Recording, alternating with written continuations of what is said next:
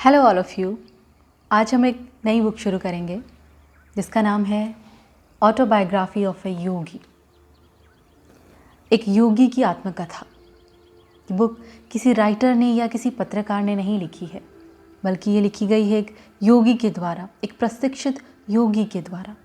मतलब योगी की बुक योगियों के लिए, योगियों के द्वारा।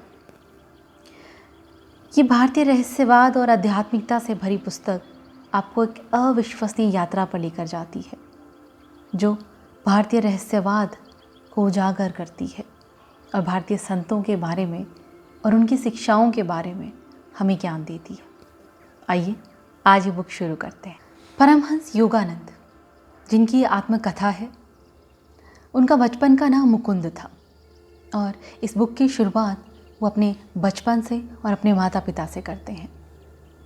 वो कहते हैं कि भारतीय संस्कृति अनेक संतों के जीवन से भरी पड़ी है और हर पीढ़ी में ऐसे संत यहाँ अवतरित हुए हैं जिन्होंने इस सभ्यता को बेबीलोन और मिस्र की सभ्यताओं की तरह ध्वस्त होने से बचाया है। और भारत की एक खास बात है यहाँ के शिष्य गुरु संबंध, और वो संबंध दिन ब दिन प्रगाढ़ होता जाता है और आज भी वो संबंध वैसा का वैसा नज़र आता है। बस ज़रूरत है तो असली गुरु शिष्य की।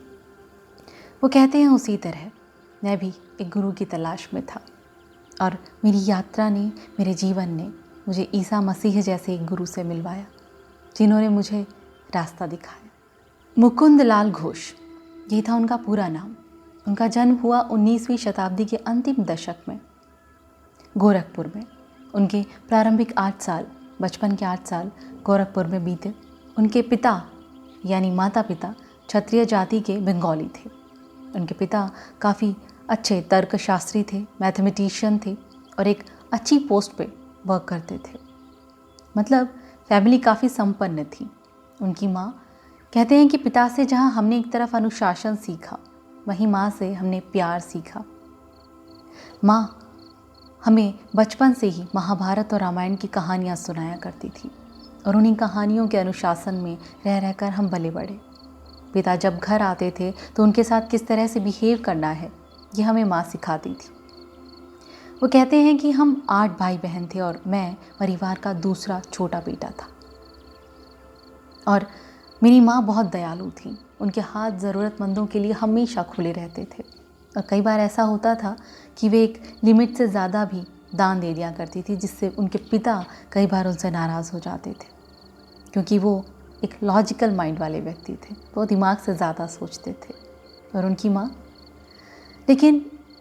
माँ का देहांत जल्दी हो गया और कहते हैं कि माँ के देहांत के बाद पिता ने उदारता दिखाई और उनके अंदर वो प्रेम झलकने लगा था। उनकी आंखों में कई बार माँ की आंखें नज़र आती थी।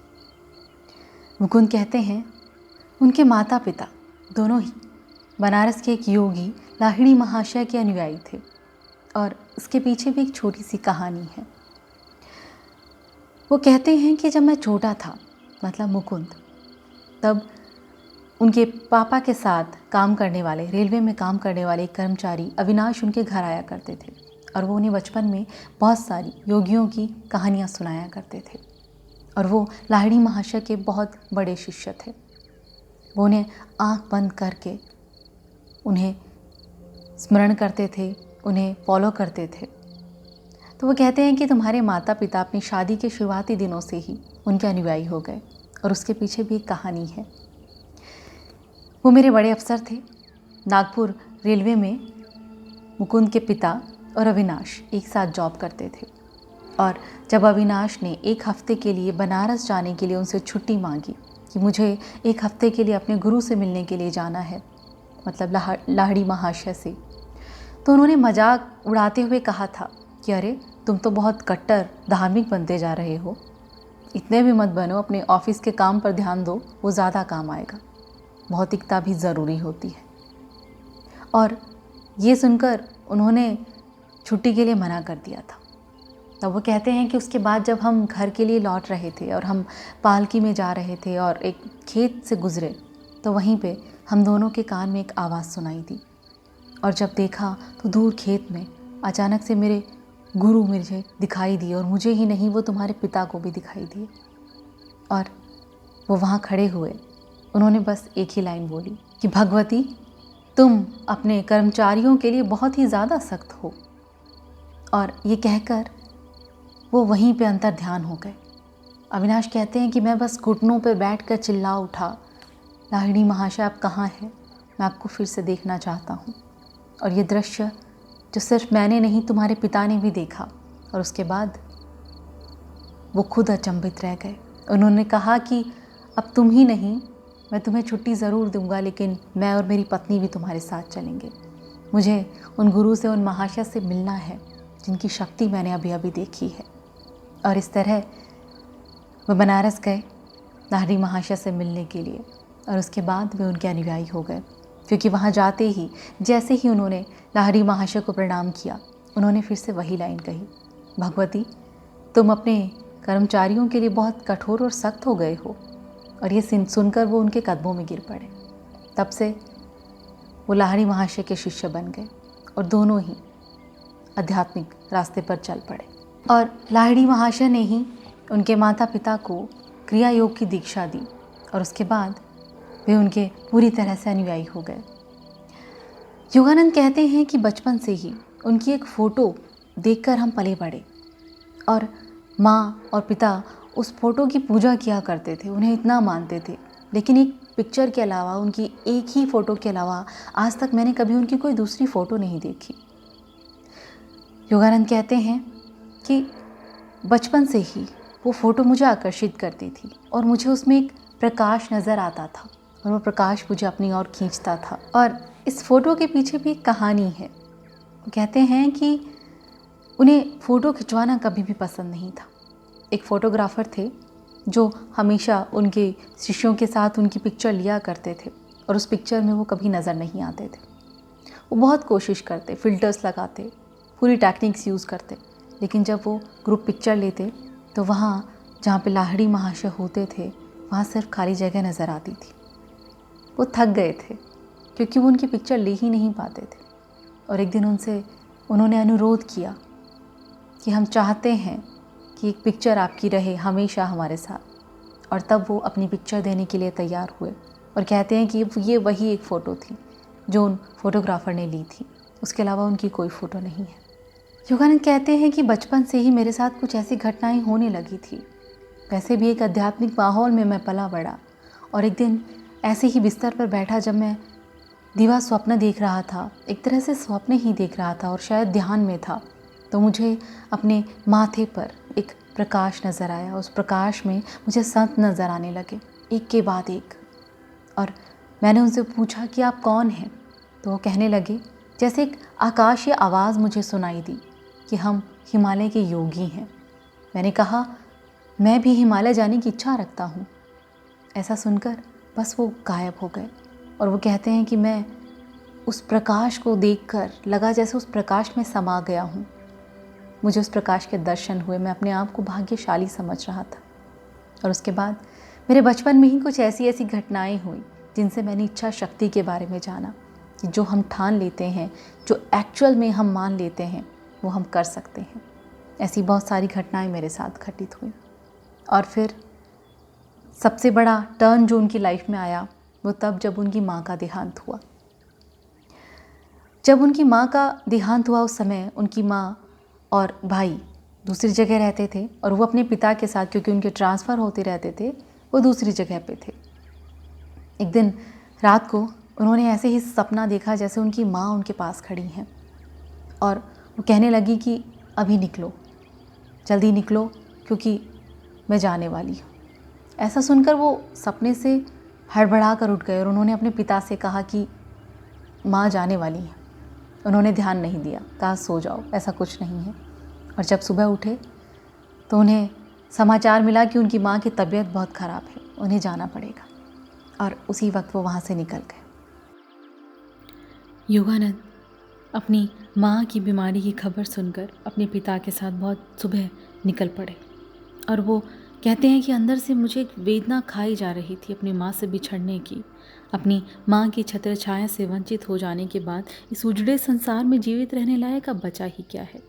मैं अपनी माँ को इस दुनिया की सबसे प्यारी दोस्त मानता था और उनकी सांत्वना भरी काली आंखें मेरे बचपन की छोटी छोटी व्यथाओं और दुखों का एकमात्र सहारा थी। मैंने रास्ते में अपने चाचा से पूछा, क्या वे जीवित हैं? निश्चय ही वे जीवित हैं। मेरे चेहरे पर बिखरी अधीरता को समझने में उन्होंने एक क्षण भी नहीं लगाई, लेकिन ना जाने क्यों मुझे अंदर से बस डर खाए जा रहा था। और जैसे ही कहते हैं कि वो कलकत्ता पहुँचे तो वहाँ उन्हें रहस्यात्मक मृत्यु के समाचार का सामना करना पड़ा। मैं निर्जीव सा चेतन अवस्था में गिर पड़ा और मुझे इस सत्य के साथ सामंजस्य बैठाने में कई साल बीत गए। मेरा हृदय विदारक रोने ने स्वर्ग के दरवाजे को भेदते हुए दिव्य माँ को मेरे पास खींच लिया। उनके अंतिम शब्दों ने मुझे रिश्ते हुए घावों को आखिर भर ही दिया। वो कहते हैं कि उनकी मृत्यु के बाद मुझे उनका संदेश मिला।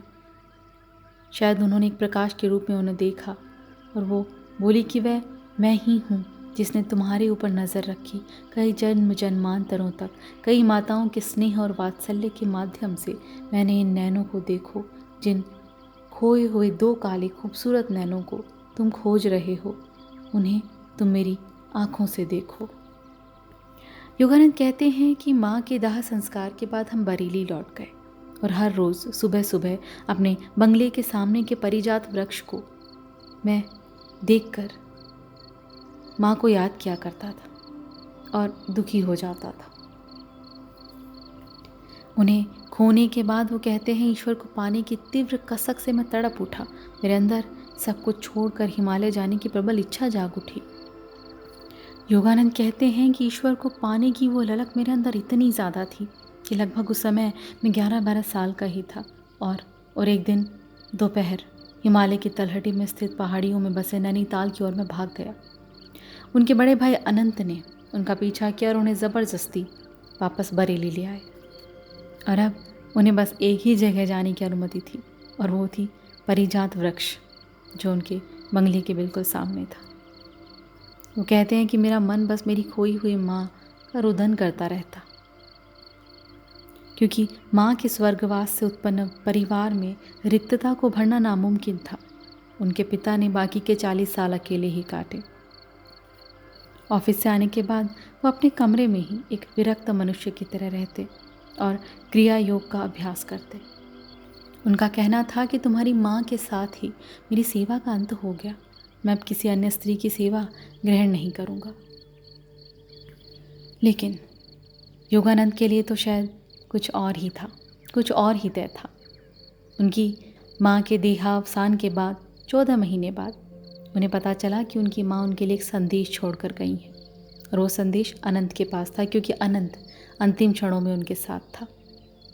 और अनंत जो कि योगानंद के बड़े भाई थे, उन्होंने वो संदेश उन्हें दिया, क्योंकि वो जानते थे कि इस अध्यात्म के प्रभाव को, इस प्रवाह को जो मुकुंद के अंदर बह रहा था, वो नहीं रोक सकते थे। उन्हें डर था कि शायद ये पढ़ने के बाद या जानने के बाद उनकी गृह त्यागने की इच्छा को बल मिले, लेकिन ये होना तो तय था। संदेश कुछ इस प्रकार था। माँ ने कहा, मेरे प्रिय पुत्र मुकुंद, इन शब्दों को तुम मेरा आशीर्वाद समझना, अंतिम आशीर्वाद। अब समय आ गया है जब मुझे तुम्हारे जन्म के बाद वाली घटना, अलौकिक घटनाओं के बारे में तुम्हें बता देना चाहिए। तुम मेरी गोद में एक छोटे से शिशु थे और मुझे तुम्हारे भविष्य के बारे में पता चल गया था। वो कहती हैं कि जब वो छोटे से थे, उन्हें गोद में लेकर वो लाहड़ी महाशय के पास गई थी और जब वहाँ बहुत सारे भक्त बैठे थे, उन्हीं में वो भी बैठी थी और मन ही मन प्रार्थना कर रही थी कि लाहड़ी महाशय उस बच्चे पर ध्यान दें। और न जाने कैसे उन्होंने उनकी मानसिक प्रार्थना को सुन लिया और अपने पास बुलाया और उस बच्चे को गोद में लेकर उस पर कुछ देर के लिए हाथ रखा, जैसे दीक्षा दे रहे हों। और उसी समय उन्होंने कहा कि आपका पुत्र एक योगी होगा, एक आध्यात्मिक इंजन बनकर अनेक आत्माओं को ईश्वर के साम्राज्य में ले जाएगा। वो कहती हैं कि मैं उसी समय जान गई थी कि तुम्हारा रास्ता अलग है, तुम्हारा रास्ता अध्यात्म है। उसके कुछ दिन बाद, मतलब कुछ सालों बाद, उनके घर पर एक साधु आए और उन्होंने नौकर से कहा कि अपनी मालकिन से जाकर कहो कि मुकुंद की माँ से मिलना है। योगानंद की माँ कहती हैं कि पुत्र, इन विभिन्न संकेतों के द्वारा मैं समझ गई थी कि तुम्हारे जीवन का रास्ता सांसारिक मोह माया के रास्तों से कहीं दूर जाएगा, कहीं आगे जाएगा। मेरे जीवन की एक अद्वितीय घटना ने भी इस बात पर मोहर लगा दी। जब नौकर मेरे पास आया और उसने कहा कि एक महान गुरुजन आए हैं जो कह रहे हैं कि मुकुंद की माँ से मिलना है, और जब वो दौड़कर उनसे मिलने के लिए गई तो उन्होंने कहा, इस पृथ्वी पर आपका वास ज़्यादा दिनों तक नहीं रहेगा। आपकी अगली बीमारी आपकी आखिरी बीमारी सिद्ध होगी। आपको एक चांदी का ताबीज़ अपने पास अमानत के तौर पर दिया जाएगा, लेकिन मैं इसे आज नहीं दूंगा। मेरी सत्यता कल प्रमाणित होगी ताकि आप मुझे सच समझ सकें।